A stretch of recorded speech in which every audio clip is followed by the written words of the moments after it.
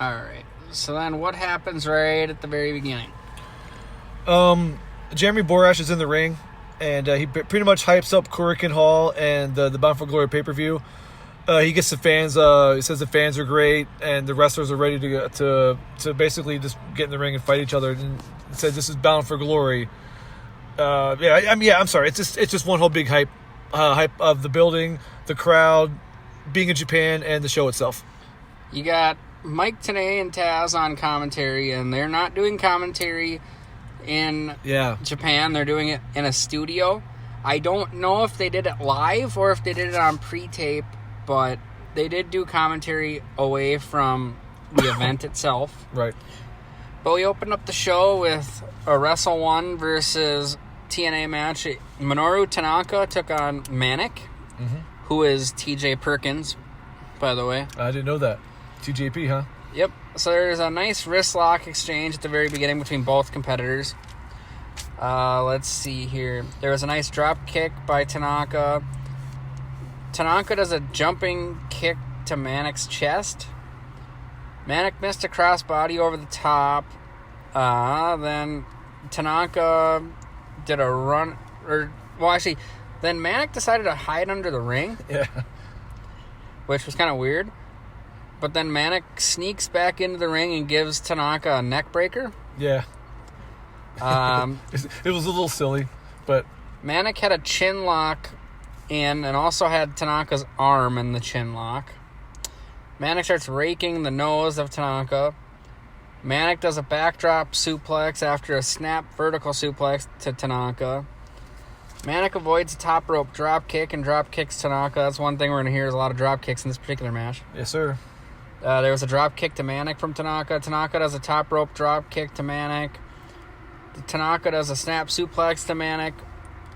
Manik does a running dive but got kicked by Tanaka instead.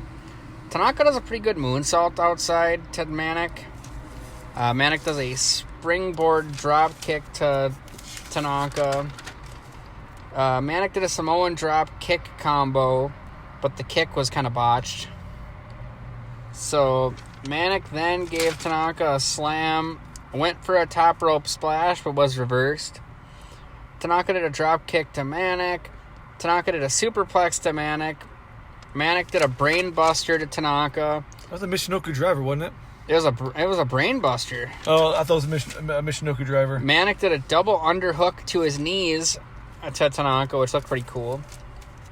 Then there was the Minoru special, which is an arm breaker, or a rolling arm breaker to Manik. Yep. And Tanaka wins.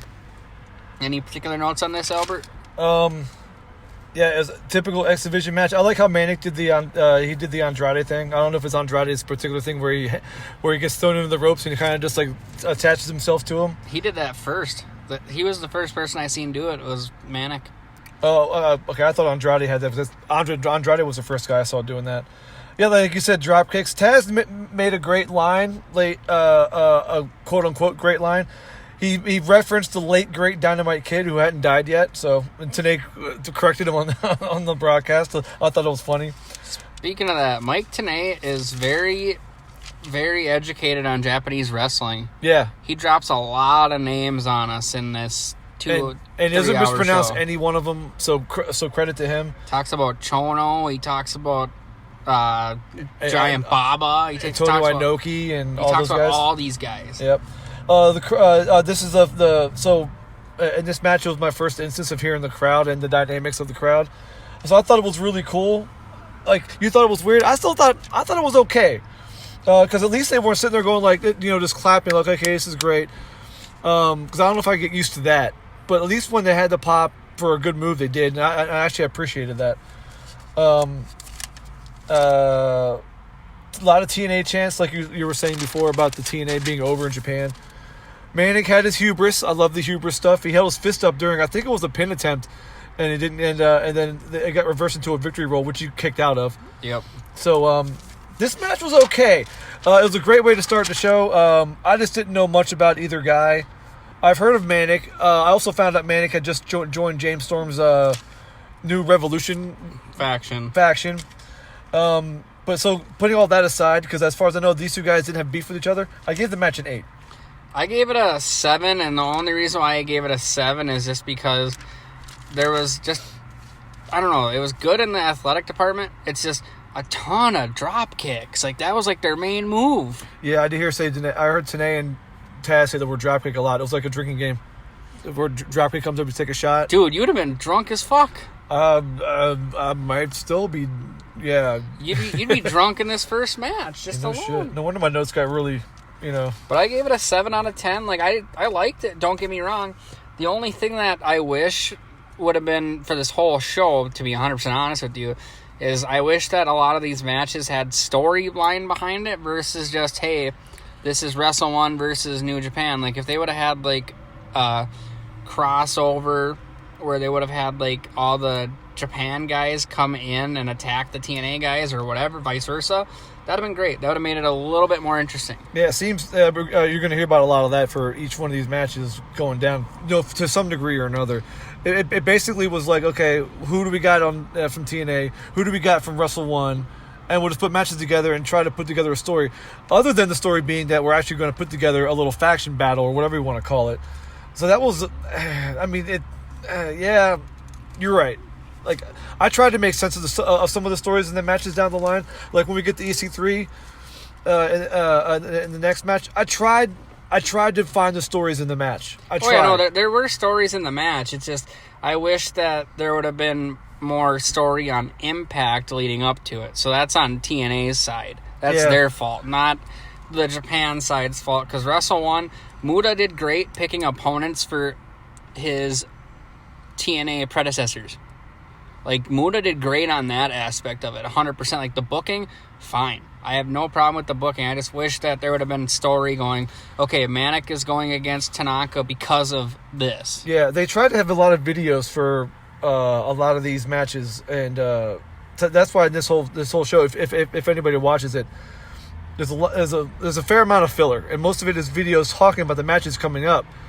Now, this is my first time seeing it, so I needed that. But perhaps anybody who's watching TNA full-time in 2014, we're probably like, okay, we don't need it.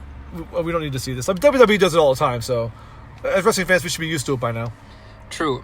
So then, after that, we had what? They went to Team 3D highlights from their Slammiversary 2007 match versus Rick Steiner and Animal. I believe Team 3D was defending the titles. They were. This is when I found out they're in the Hall of Fame. I must have missed it earlier in the broadcast. Nope, this is the first time they brought it up at this point. Okay, never mind then. Match seemed okay, I guess, but like you could tell Rick and Animal just looked like they were in their 50s. They were, yeah. I mean, like Rick Steiner goes off the ropes and he barely touches the ropes and then just walks off them.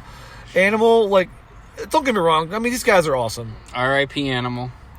But yeah, rest in peace, Animal. But like, yeah, I mean, it was just highlights, and the Team 3D is basically going to be one of the things that ties this whole show together. So, and this is the video number 1. Yeah, and I mean, them going into the TNA Hall of Fame is good because they were the very first tag team in the TNA Hall of Fame. Yeah. At this point in time, your TNA Hall of Famers were Team 3D, Kurt Angle, and Sting. And Jeff Jarrett? Nope, not at this time. Oh, wow. If I remember correctly, I don't think Jeff Jarrett's in it yet. So Earl Hebner is. Yeah. Oh, wow. Gail Kim is, but are you sure it's Earl Hebner? Yeah, it's Earl. Are you sure? It's not Dave. Oh, it's not Dave. Nope, not Dave. Twin Magic, man. Twin Magic. Okay.